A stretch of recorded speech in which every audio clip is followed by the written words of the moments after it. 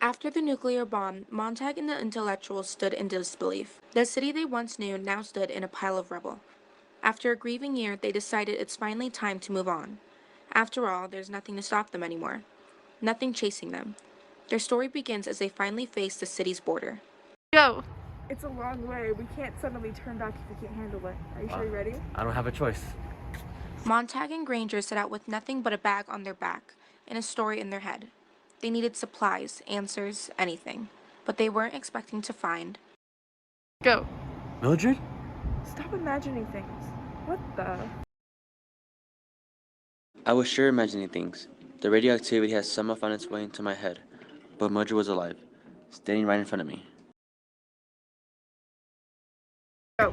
When the bomb went off, I was still driving. I kept driving until I reached the city's border.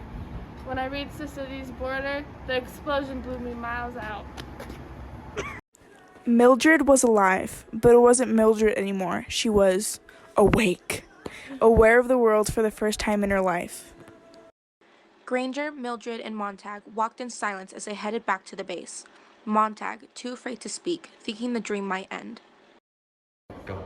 Everyone, I'd like you to meet someone. This is Mildred. Aunt, Say, did you get the supplies? did you get the supplies?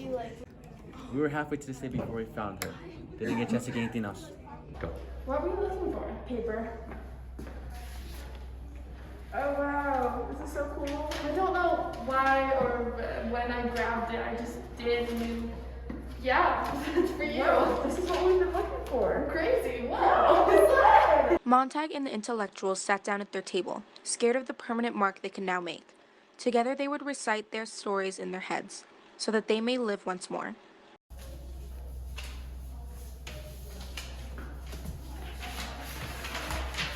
$10. We created $10. 4 recited and 6 of our own.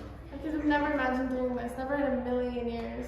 What changed your mind? I can't explain it. My mind just changed. I watched Mildred become human, and Montag finally smiled. The book collection grew without censorship, without fear. One shelf, then two, then three, until finally we had a library and a city of our own. I don't believe I was ever happy. I was convinced that the definition of happiness consisted of parlor walls and ignorance. But now I know. Happiness is here. You think this is it? Just us in the library? Well, there's nobody else, so... Clarice?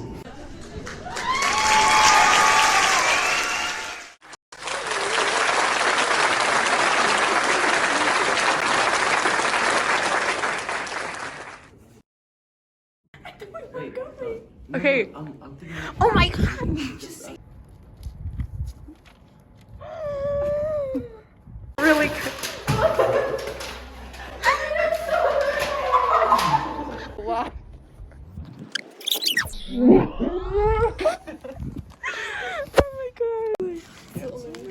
That's my light. Hi, Bella. Jacob's voice came through. Bella, where have you been, Loca? Why the back girl holding it? Phone number, what? Yep. Okay, cut.